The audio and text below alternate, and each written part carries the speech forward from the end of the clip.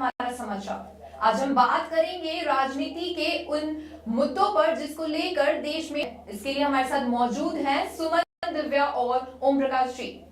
हम बात करेंगे राजस्थान में होने वाली 7 सीटों के उन उपचुनावों की, साथ ही हम बढ़ते हैं आज के हॉट मुद्दे पर, वो है दिल्ली के मुख्यमंत्री की कुर्सी पर बैठी आतिशी मारलेना की। आइए जुड़ते हैं हमारे को एंकर्स के साथ। तो ओम प्रकाश जी, हमें बताइए आखिर कैसे इन्होंने राजनीति में अपना पहला कदम रखा। सबसे पहले मैं सभी दर्शकों का आभार प्रकट करना से सोशल मीडिया की इस प्लेटफॉर्म हमारा समाचार पर जो आप प्यार, दुलार और आशीर्वाद प्रदान कर रहे हैं, आप सभी का साधुवाद। सबसे पहले बात करेंगे हम दिल्ली की। जिस प्रकार अंकिता आपने क्वेश्चन किया कि दिल्ली की राजनीति में क्या है, और अभी नया सीएम दिल्ली को मिला है। आपको बता दें, आतिशी कोई नया चेहरा नहीं है। अगर हम आतिशी की बात करें, आतिशी आज से ही नहीं है। आतिशी जब दिल्ली की प्राइमरी सेशन से उन्होंने शिक्षा की दिल्ली से, उसके बाद विदेशों में भी इन्होंने शिक्षा ग्रहण की है। विदेशों में शिक्षा ग्रहण करने के बाद में ये कई ऐसे पदों पर रहे, सामाजिक सरोकारों से जुड़े हुए थे। अगर हम सामाजिक करें तो चाहे वो दिल्ली विश्वविद्यालय से निकलने वाला जो एक मासूमियत का प्रतीक आतिशी, उसी मासूमियत का प्रतीक ये है कि 2013 का वो समय आया जब पूरे देश भर में अन्ना हजारे का आंदोलन चल रहा था, और बड़ा जो आंदोलन था पूरे विश्व भर में, क्योंकि इस आंदोलन के बारे में कहा जाता है कि दिल्ली की सड़कों पर उस प्रकार का सैलाब आया कि जैसे कोई 1857 की क्रांति हो रही हो।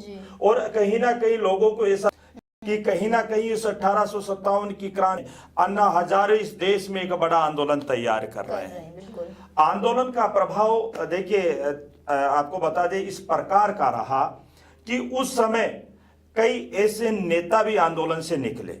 लेकिन इस कौन कौन नेता निकले इसकी बात मैं बाद में कहूंगा, लेकिन उससे पहले बताऊं कि अन्ना हजारे जो इस आंदोलन के सूत्रधार थे, सत्याग्रह के सूत्रधार थे, जो दिल्ली की सड़कों पर बैठकर कई दिनों तक लोकपाल विधेयक को पास करने की वो मांग करते रहे। उसी मांग को लेकर कई विश्वविद्यालय से नेता भी वहां पर पहुंचे, जो आज राजनीति में शीर्ष नेतृत्व पर है।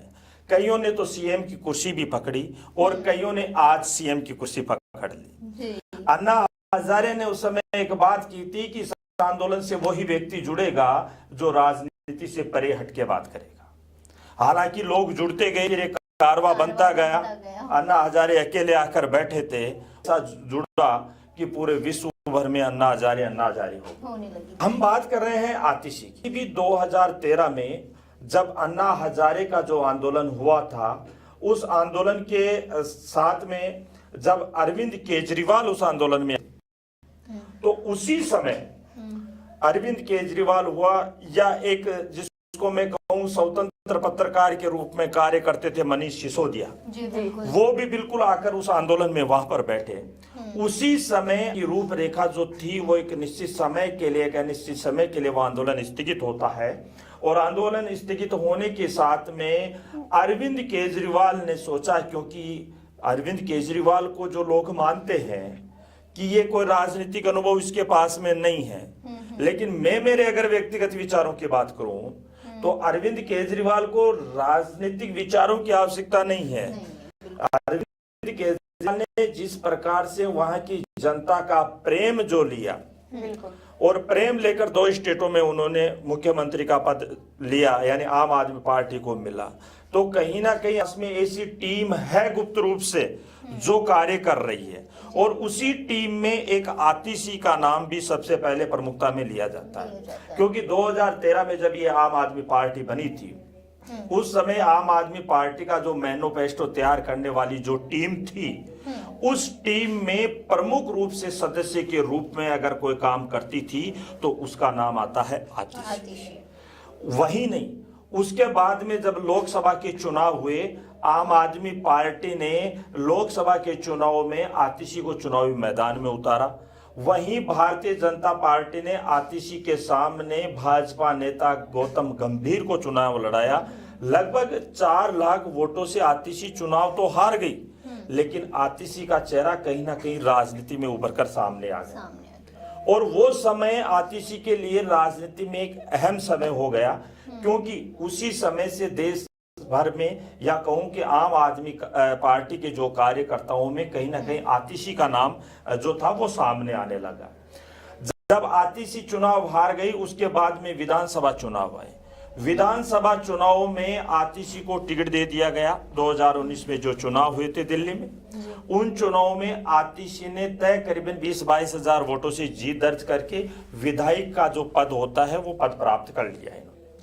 इतना ही नहीं, इसके साथ में जब मनीष सिसोदिया शिक्षा मंत्री थे दिल्ली में और उनके ऊपर जो आरोप लगे, उन आरोपों के बाद में शिक्षा मंत्रालय या जल संसाधन विभाग, उच्च शिक्षा या अन्य जो विभाग थे, उनका मंत्रालय का जो 2023 की बात करूं तो 2023 में वो मंत्रालय जो मनीष सिसोदिया का मंत्रालय था, वो मंत्रालय कहीं ना कहीं आतिशी को मिल गया। और आतिशी 2023 में आम आदमी पार्टी की तरफ से दिल्ली सरकार में मंत्री बन गए। मंत्री पद पर रहे हैं। हाँ, मंत्री पद पर रहने के साथ में ही जब अरविंद केजरीवाल पर कथित शराब घोटाले का मामला हुआ, अरविंद केजरीवाल जेल में चले गए, तो आपने भी देखा होगा, पूरा देश देख रहा था कि समय समय पर अगर थोड़े से भी कुछ सबूत मिलते थे किसी चीज को लेकर, तो आतिशी प्रेस कॉन्फ्रेंस करती थी, लोगों के सम्मुख आती थी।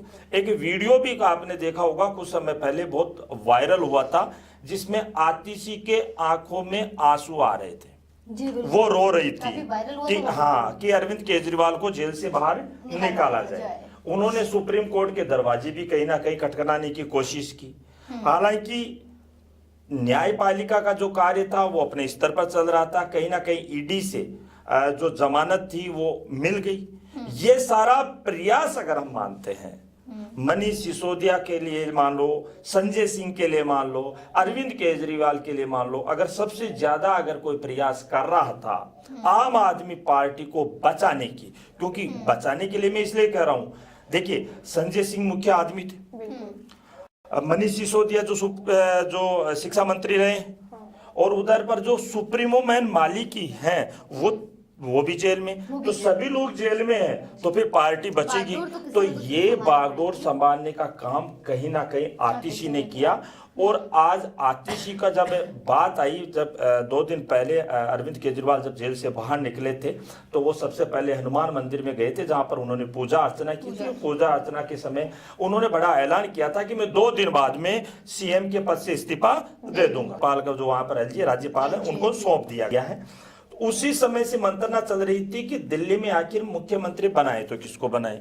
कई नाम आ रहे थे, जिसमें कैलाश गहलोत का भी नाम आ रहा था कि कैलाश गहलोत एक चर्चित नाम है, क्योंकि कैलाश गहलोत पर इस प्रकार से दाव खेल सकते थे, देखिए दिव्या, कि क्योंकि गहलोत एक जाट समाज से है, वो व्यक्ति हरियाणा में विधानसभा चुनाव है, तो कहीं ना कहीं जाट वोट बैंक को साधने के लिए कोशिश थी आम आदमी पार्टी की कि कैलाश गहलोत को मुख्यमंत्री बनाते। लेकिन कहीं ना कहीं वो आतिशी के आंसू भी वो खटक रहे थे पार्टी के लोगों को कि वास्तव में मेहनत की है आतिशी ने, और वो आतिशी के आंसू ही आज आतिशी के लिए अमृत रूपी बूंद बनकर एक पूरी दिल्ली, जो एक पूरे देश का ये मानते हैं कि हृदय है, उस हृदय का आज वो मुख्यमंत्री बनने को उसका सौभाग्य मिला है। तो हम आतिशी को कमजोर नहीं मान सकते हैं कि आतिशी राजनीति में, हालांकि उसका पहला अनुभव है, पहली बार वो विधायक बनी है,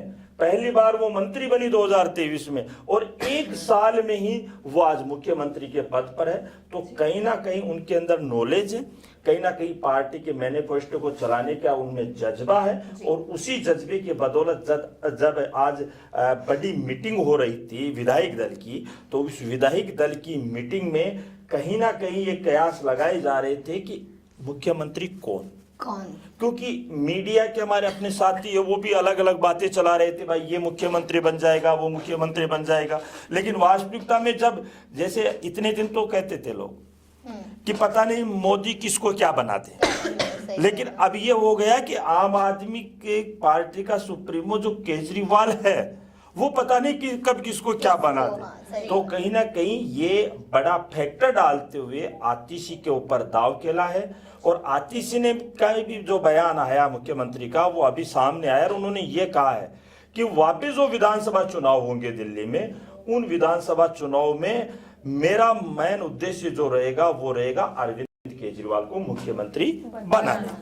तो वहीं अब हम रुक करते हैं राजस्थान में 7 सीटों पर होने वाले उपचुनावों की। सबसे पहले हम बात करते हैं रामगढ़ की, जहां हाल ही में पूर्व विधायक जुबेर खान के इंतकाल होने के कारण आगामी उपचुनावों में रामगढ़ की सीट पर भी उपचुनाव होंगे।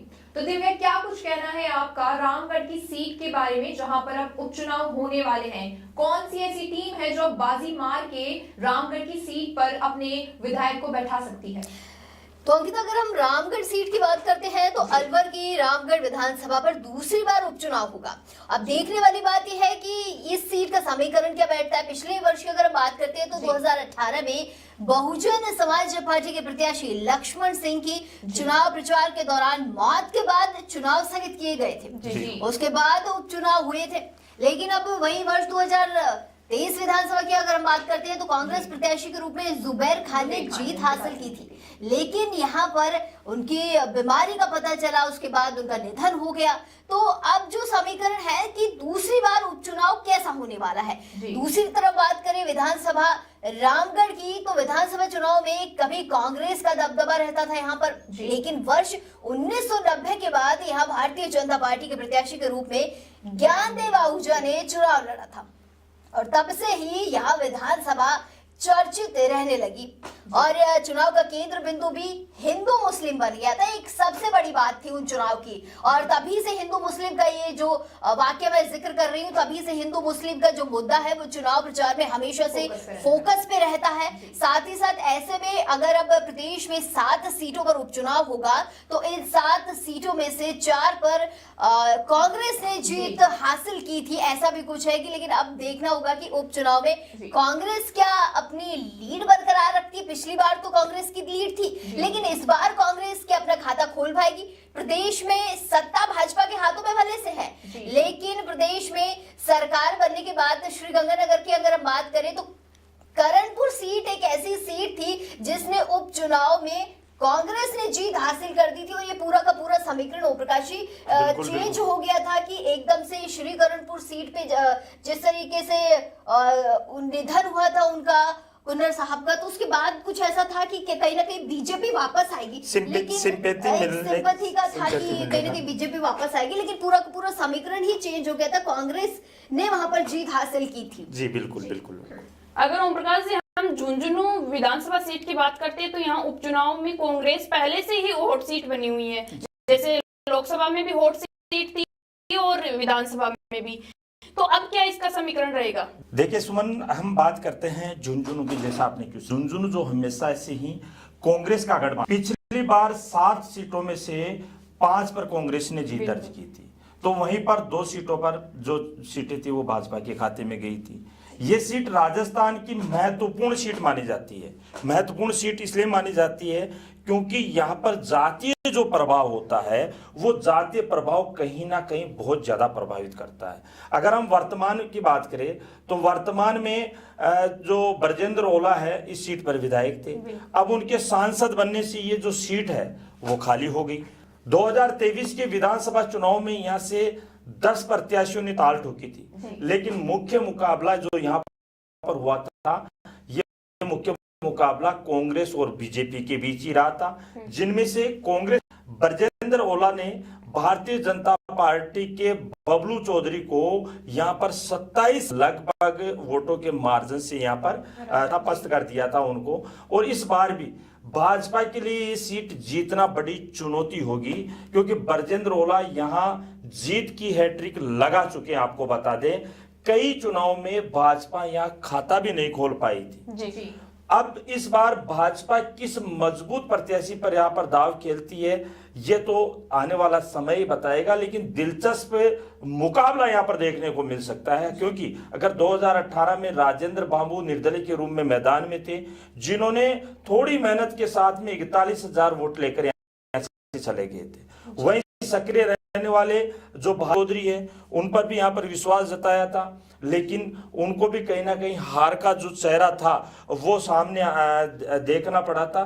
तो झुंझुनू की हम सीट की बात करते हैं तो झुंझुनू एक वो सीट है राजस्थान की जिस सीट पर हमेशा जातीय प्रभाव का बोलबाला रहा है।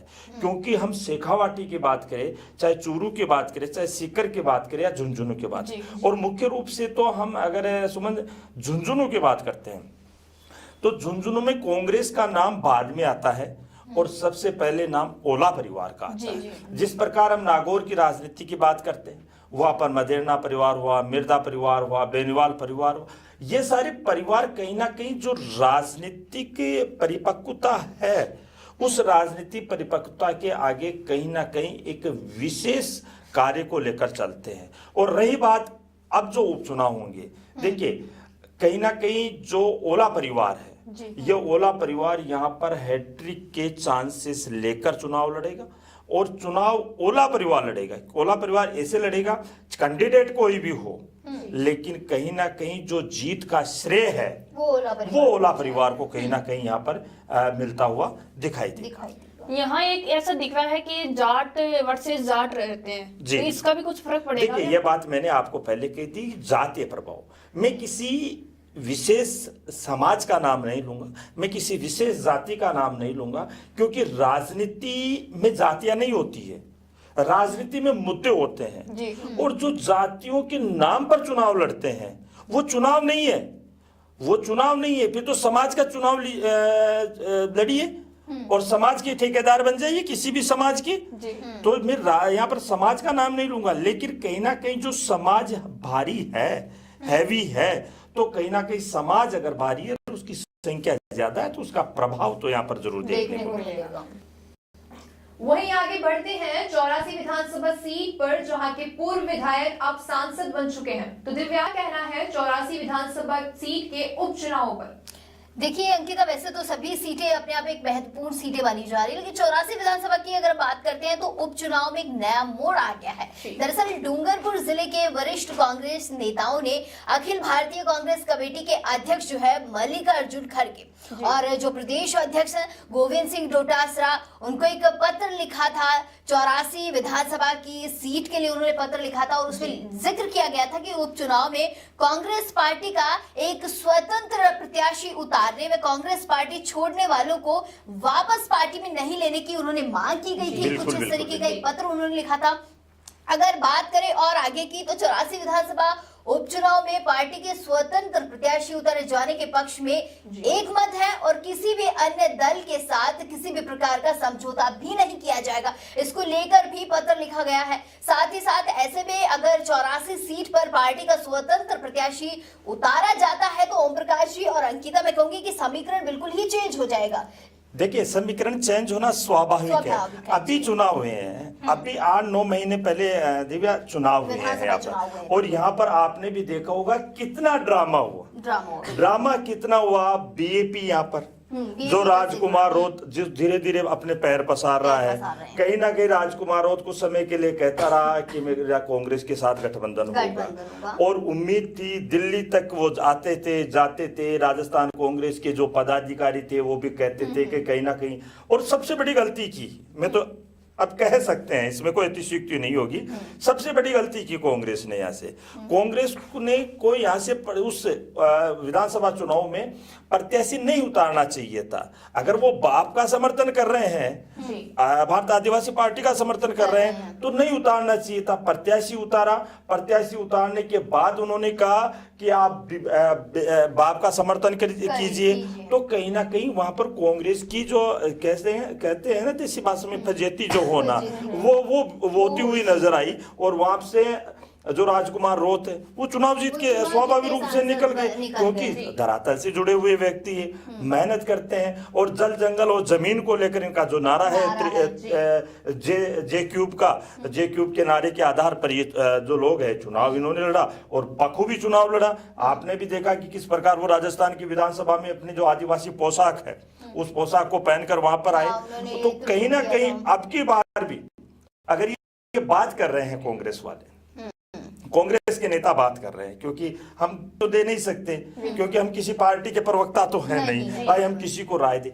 लेकिन अगर हम फीडबैक की बात करें यहाँ पर, तो कहीं ना कहीं भारत आदिवासी पार्टी का आज भी वहां पर जो पकड़ है हर वोटर तक वो मजबूत है, मजबूत पकड़ है। और चुनावी जो मैनेजमेंट है राजकुमार रोध का वो भी बड़ा गजब, क्योंकि हमने देखा था, हमने वहां विधानसभा स्तर पर जो देख रहे थे चुनाव हो रहे थे, उसमें हमने देखा था कि किस प्रकार उन्होंने पूरे चुनाव को मैनेज किया। और कहीं ना कहीं दोनों ही देश की सबसे बड़ी पार्टियां, चाहे वो कांग्रेस हो चाहे वो भारतीय जनता पार्टी हो, दोनों ही पार्टियों को नकारते हुए कल की जन्मी हुई एक आदिवासी भारत आदिवासी पार्टी ने कहीं ना कहीं 3 सीटें लेकर वो विधानसभा में अपना वर्चस्व जमाया, लहराया है। बिल्कुल और बिल्कुल उनकी जो कार्यशैली है, बोलने का स्टाइल है, वो भी बिल्कुल डिफरेंट है, वो दर्शाता है। दिव्या, सबसे बड़ी चीज होती है आज की राजनीति में रात दिन का अंतर। बीच में ऐसी राजनीति आई थी, ऐसी राजनीति का मुद्दा बना था कि जो अच्छा बोलेगा वो नेता बन जाएगा। क्योंकि स्कूलों में हम भी पढ़ते आए हैं, जब अच्छा भाषण देते थे कई 15 अगस्त 26 जनवरी को, भाई ये बंदा ये लड़का ये जाके नेता बनेगा। लेकिन नेता अब अच्छे भाषण देने से नहीं बनते, नेता अब जनता के साथ में, क्योंकि ये सोशल मीडिया का जमाना है, पूरा देश देख रहा है कि कौन जनता के बीच में खड़ा है और कौन जनता की सिर्फ बातें ही कर रहा है और काम नहीं करवा रहा। तो आज भी हम दक्षिणी राजस्थान की बात करते हैं, चाहे वो डूंगरपुर ले लो चाहे वो बांसवाड़ा ले, क्योंकि अक्सर मैं देखता हूँ, मेरा आना जाना रहता है डूंगरपुर बांसवाड़ा दक्षिण राजस्थान की, तो उधर जब भी देखता हूँ आज भी यहाँ किसी की बुराई तो नहीं कर, अक्सर देखा जाता है कि कोई विधायक आता है तो जैसे ऐसे आते हैं कि जैसे कोई बड़ा देश का राष्ट्रपति या कोई प्रधानमंत्री आ रहा है। लेकिन आज भी उन क्षेत्रों में, और विशेषकर से जो राजकुमार रोध का जो स्टाइल है, जिसको स्टाइल कह सकते हैं, लोगों के बीच में आने की, बात करने की, बातें सुनने की। अभी कुछ दिनों पहले एक उन्होंने सभा भी की थी, रैली भी निकाली थी, आपने देखा होगा, लाखों की संख्या में भीड़ थी। तो कहीं ना कहीं वो जो चीज है वो राजकुमार रोध में है, और कांग्रेस को चीज को स्वीकार करना चाहिए। कहीं ना उनके एक जो बिल्कुल प्रोफाइल है वो थोड़ी इससे अलग दिखाती है। जी। और प्रकाश जी, खीवसर सीट एक ऐसी हॉट सीट मानी जाती है राजस्थान की कि सभी लोगों की निगाहें उस पर टिके। क्यों टिके? सबसे पहले तो अगर हम जिक्र करते हैं तो हनुमान बेनीवाल नाम आता है, क्योंकि वो एक चर्चित चेहरा रहे राजस्थान के। फिर ज्योति मृदा का भी नाम आ जाता है। दोनों की जो खींचतान है वो हमेशा से देखने को मिली। लेकिन अब उपचुनाव की बात करें तो दोनों ही पूरा दमखम लगा रहे हैं। मृदा परिवार भी पूरे जोर शोर के साथ मैदान में है, तो वहीं लगातार बेनीवाल की भी रैलियां हो रही है, वो सभाओं को संबोधित कर रहे हैं। क्या लगता है समीकरण किधर जा रहा है, क्योंकि दोनों ही नेता दमदार माने जाते हैं?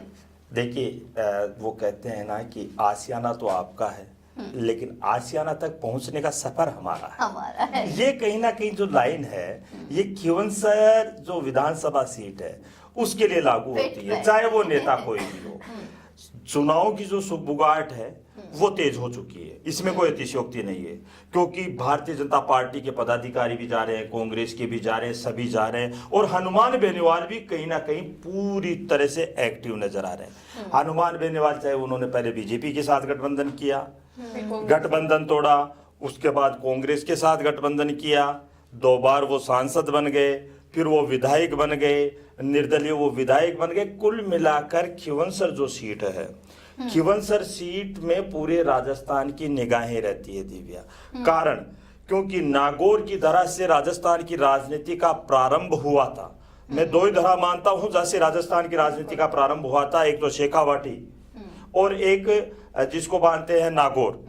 तो ये जो शेखावाटी अब धीरे धीरे जो एक जातीय फैक्टर में है, और ये जो खीवंसर सीट है ये एक जातीय फैक्टर में नहीं है, अपितु ये फैक्टर है कि कौन सा नेता क्या बयान दे रहा है। जिस प्रकार आप देखते हो रिचपाल मिर्धा के बयान आते हैं, जिस प्रकार देखते हो हनुमान बेनीवाल के बयान आते हैं, जिस प्रकार देखते हो ज्योति मृदा के बयान आते हैं, तो वहीं पर दिव्या मदेरणा भी किसी से पीछे नहीं है, वो भी बयानों पर बयान देती है।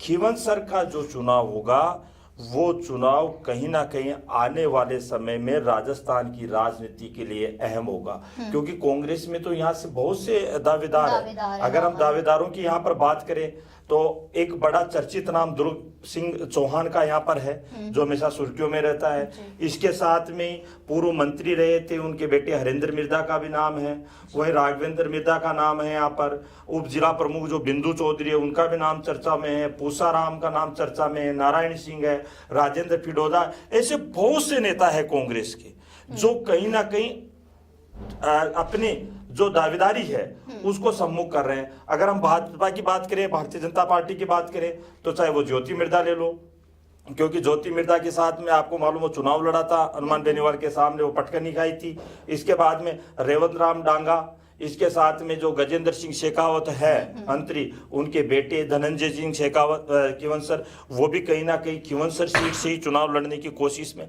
दोनों ही पार्टियां हनुमान बेनीवाल की कमर तोड़ने के लिए कहीं ना कहीं ऐसे नेताओं को चुनावी मैदान में लेकर जाएगी जिससे लोगों की सिंपैथी और लोगों का जो वोट बैंक है वो उनके पास में पहुंच सके। क्योंकि हनुमान बेनीवाल खिवंसर की जो राजनीति है, इस खिवंसर की राजनीति की दिव्या धुरंधर है। उनको मालूम है कहां पर वोट है, कैसे वोट लेने हैं, कैसे वोटों के पास जाना है, कैसे वोट का मैनेजमेंट करना है। क्योंकि वो कहते हैं ना कि राम लक्ष्मण की जोड़ी, तो उन्होंने अपने भाई को पहले जो चेयरमैन थे कृषि मंडी की, उनको विधायक बना के यहाँ पहुंचा दिया, उसके साथ में खुद फिर सांसद बन गए। अब कहीं ना कहीं आप जब भी जाओ कभी देखो तो देखना हनुमान बेनीवाल और कहीं ना कहीं नारायण बेनीवाल, जिनको दोनों को राम लक्ष्मण की जोड़ी मानते हैं लोग, वो अक्सर साथ साथ से नजर आ रहे हैं। पूरी तरह से इस समय उपचुनाव को लेकर एक्टिव मोड पर है। ये कह सकते हैं कि जो भी मुकाबला होगा सटीक मुकाबला होगा, त्रिकोणीय मुकाबला होगा। हनुमान बेनीवाल इस बार जो विधानसभा चुनाव होंगे, ना तो बीजेपी से वो गठबंधन करने के लिए तैयार है, ना वो कांग्रेस से गठबंधन करने के लिए तैयार है। तो कहीं ना कहीं एक बड़ा मुकाबला यहाँ पर देखने को मिल सकता है। और इतना ही नहीं, एक बड़ी चीज और आपको बता दूं, यहाँ पर जिस प्रकार सूत्रों के हवाले से जो जानकारी मिलती है, स्थानीय लोगों के द्वारा जो जानकारी मिलती है, एक ऐसा चेहरा यहाँ से निर्दलीय चुनाव मैदान में उतरेगा जो कहीं ना कहीं हनुमान बेनीवाल को विधानसभा उपचुनाव में नुकसान पहुंचाने का काम कर सकता है। हाँ, कहीं ना कहीं ये हो सकता है, क्योंकि जिस तरीके से मिर्धा परिवार और बेनीवाल परिवार के आपसी खींचतान है, कहीं ना कहीं उसका फायदा किसी और को मिल सकता है। देखिए राजनीति में तो खींचतान है। वो कहते हैं ना कि राजनीति में बाप बेटे का नहीं, बेटा बाप का। वो एक छोटी सी कहानी आती है कि एक राजनीति में कोई नेता था, उसके एक बेटा था। हालांकि एक किवंदित है, कहानी नहीं है, कोई नेता भी सुन रहा होगा तो ये सोचेंगे कि नेताओं के लिए क्या कह रहे हैं, ये किवंदित है, ये किसी हास्यप्रद कहानी नहीं है। तो एक नेता था और उसके एक बेटा था। वो बेटा रोजाना आता और अपने पापा को बोलता है कि पापा मुझे भी नेता बनाओ, मुझे भी आप जैसे नेता ही बनना है। तो कहता भैया नेता बनने में कुछ नहीं है, तो तेरा काम कर, पढ़ाई कर। कि नहीं, मुझे तो नेता ही बनाओ। एक दिन उस बेटे को कहते हैं कि तू छत पे चला जा। वो छत पे चला गया। छत पे जाके कि हाँ पापा जी अब तो नेता बना दो मुझे। कि बना दूंगा, पर मैं कहूँ वैसे कर लेगा कि कर लूंगा? पक्का कि पक्का? तो कह छत से कूद जा। कि छत से कूद जाऊंगा तो नीचे मुझे कौन पकड़ेगा? कि चिंता मत कर, मैं पकड़ लूंगा। बेटा छत से कूद गया और छत से कूदा और उसके हाथ पैर टूट गए, बाप ने पकड़ा नहीं। तो उसने बाप से पूछा कि पापा जी आपने तो मुझे पकड़ा नहीं। कि बेटा यही तो राजनीति है, राजनीति में कोई किसी का नहीं है। तो ये तो राजनीति की चहलकदमियां चलती रहती है। तो वहीं आगे बढ़ते हैं भारतीय जनता पार्टी की सीट सलूम्बर पर, जहां पर अमृतलाल मीणा विधायक के निधन होने के कारण उपचुनाव होने वाले हैं। तो दिव्या हमें बताइए, अब जो सलूम्बर की विधानसभा सीट है, क्या बीजेपी फिर से इस पर अपना दबदबा बना पाएगी या नहीं? देखिए अंकिता, सलूम्बर विधानसभा सीट की अगर जिक्र करें तो बीजेपी विधायक अमृतलाल मीणा का निधन हो चुका है। सीट खाली है। इन 7 सीटों में से यहाँ एक सीट है जिसमें बीजेपी की मजबूत सीट सलूम्बर सीट को कहा जाता है। लेकिन अब यहाँ भारत आदिवासी पार्टी बीजेपी के लिए बड़ा खतरा साबित हो रही है। ये यहाँ एक चौंकाने वाली बात मैं कहना चाहूंगी। ये आपने बहुत अच्छी बात कही है। यहाँ पर बाप ने अपने पैर पसारने जो है शुरू कर दी है। अगर हम बात करते हैं, बीजेपी ने मिशन उपचुनाव के तहत रणनीति बनाना शुरू किया, लेकिन इन सभी सीटों पर संगठन व सरकार के बीच तालमेल के साथ ही साथ पदाधिकारियों से लेकर कार्यकर्ताओं के कैडर भी तैयार किए गए हैं ताकि कहीं ना कहीं बीजेपी को इसका फायदा मिले और बाप जो फायदा लेना चाहती है उसको थोड़ा सा साइड कर दिया जाए। प्रदेश अध्यक्ष मदन राठौड़ व प्रभारी राधा मोहन दास ने अग्रवाल की बात करें तो उन्होंने भी यहाँ पर दौरे किए हैं। कई वोट बैंक साजिश भी चल रही कि कहीं ना कहीं जो बीजेपी के खाते में सीट वो बीजेपी की रही, लेकिन दूसरी तरफ बाप की बात करें तो बाप भी पूरे दमखम के साथ लगी हुई है कि ये सीट बाप के खाते में चली जाए। तो ओम प्रकाश जी, अंकिता, देखना होगा कि इस सीट को किसके खाते में हम ले जाएं, क्योंकि अभी ये स्थिति पूरी की पूरी असमंजस की स्थिति है। दूसरी तरफ बाप भी और कहीं ना कहीं कांग्रेस का कैंडिडेट आ जाए तो समीकरण ही चेंज हो जाएगा पूरा। बिल्कुल दिव्या, देखिए इसमें एक बड़ी चीज और आपको बता दें कि जब यहाँ पर विधानसभा चुनाव हुए थे, भाजपा, कांग्रेस, इसके साथ में बीएपी यानी भारत आदिवासी पार्टी, तो कहीं ना कहीं भारत आदिवासी पार्टी ने भी यहाँ पर हाफ सेंचुरी की है। बड़ी बता रहा हूँ, हाफ सेंचुरी का मतलब लगभग 50-51 हजार वोट यहाँ पर प्राप्त किए हैं। तो कहीं ना कहीं सभा चुनाव हुए थे, उस समय इतना माहौल नहीं था। अब तो सांसद है, यहाँ से सांसद है, तो कहीं ना कहीं ऐसा लग रहा है कि ये जो चुनाव होंगे में जो भारत आदिवासी पार्टी है पूरी तरह से वो अपना दमखम यहाँ से दिखाने की कोशिश करेगी और यहाँ पर कोशिश करेगी कि सोलंबर सीट पर त्रिकोणीय मुकाबला हो जाए। बिल्कुल। ओम प्रकाश जी, अगर बात करें हम देवली उनियारा की तो वहां भी उपचुनाव होने हैं। कांग्रेस और बीजेपी का क्या समीकरण है और क्या कुछ होना है? देखिए, हम बात करें चुनाव की 7 सीटों पर ये उपचुनाव होंगे। 7 सीटों पर जो दोनों पार्टियां हैं, उन दोनों ही पार्टियों ने कहीं ना कहीं जो समीकरण है वो समीकरण बैठाने शुरू कर दिए हैं। क्योंकि ये आज की बात नहीं है, जब जैसे ही महसूस हुआ कि इन सीटों पर उपचुनाव होंगे, उसी प्रकार से दोनों पार्टियों ने अपने जो कार्यकर्ताओं की जो टीमें थी उनको कहीं ना कहीं आगे लगा दिया। और देवली उनियारा सीट की बात करें तो ये सचिन पायलट का गढ़ माना जाता है। ये सीट यहाँ से विधायक रहे हरीश मीणा के सांसद बनने के बाद खाली हुई, इतना मैं आपको बता दूं। कांग्रेस नेता जो सचिन पायलट है, सचिन पायलट ने इस सीट पर जीत का दावा किया। अभी उनका बयान आया था कि इस सीट पर हम जीतेंगे और यहाँ पर बेहतर से बेहतर हम उम्मीदवार उतारने की कोशिश करेंगे जो जनता के बीच में रहे, जनता का हमदर्दी रहे, जनता की हर बात को सुने। और कांग्रेस जो है पूरी तरह से उपचुनाव को अच्छी तरह लड़ने के मूड में है। वो समितियां हैं, उन समितियां बना दी गई है और समितियों को जो अमली जामा है वो पहनाने की शुरुआत भी कर दी गई है। जयपुर से लेकर दिल्ली और दिल्ली से लेकर जयपुर तक सुमन जो टिकटों की दौड़ भाग होती है वो दौड़ भाग भी शुरू हो गई है, क्योंकि कुछ दिन शेष है और कुछ दिनों बाद में चुनाव आयोग कभी भी यहाँ पर चुनाव करवाने की घोषणा कर सकता है। 2023 में अगर विधानसभा चुनाव की बात करें तो यहाँ पर हरीश जो मीणा थे उन्होंने बीजेपी के विजय बैंसला को 19,175 वोट से हराकर लगातार दूसरी बार यहाँ पर चुनाव जीता था। लेकिन जैसे सांसद बने, सांसद बनने के बाद में अब यहाँ पर जो रीटेक चुनाव होंगे, जो उपचुनाव होंगे, वो उपचुनाव यहाँ पर होने। और बड़ी आपको बता दी सचिन पायलट की नाक का जो सवाल होता है वो देवली उनियारा सीट होगी। तो वहीं आगे रुक करते हुए हम देखते हैं दौसा विधानसभा सीट की, जो कि राजस्थान की सबसे हॉट सीट मानी जाती है। तो ओम प्रकाश, आपका क्या कुछ कहना है दौसा की इस विधानसभा सीट के बारे में? देखिए, अगर दौसा की विधानसभा सीट की बात करें तो सबसे पहले दिव्या, आपने भी दौसा विधानसभा सीट को देखा। बिल्कुल, बहुत नजदीक। बड़ी विधानसभा सीट है जो बड़ी राजनीतिक सरगर्मियां हैं। इस सीट की हम बात करें तो यहाँ पर एक समय था मुरारी लाल मीणा ने यहाँ से रिकॉर्ड जीत दर्ज की थी। इसके साथ भी मुरारी लाल मीणा ने न केवल यहाँ पर रिकॉर्ड कायम किया था बल्कि पार्टी के पुराने गढ़ को वापस कांग्रेस की झोली में लाकर उन्होंने दे दिया था। कांग्रेस प्रत्याशी मुरारी लाल मीणा ने अपना जो निकटतम प्रतिद्वंदी जो था भाजपा के कन्हैयालाल मीणा, उनको 2,37,000 के लगभग वोटों से उन्होंने पराजित किया। भाजपा प्रत्याशी को 4,08,000 के लगभग यहाँ पर जो वोट था वो मिले थे। तो कांग्रेस को 6 लाख यहाँ से वोट मिले थे, 6,46,000 के लगभग वोट मिले थे। और ये बात विधायी का चुनाव है, क्योंकि यहाँ सांसद बन गए।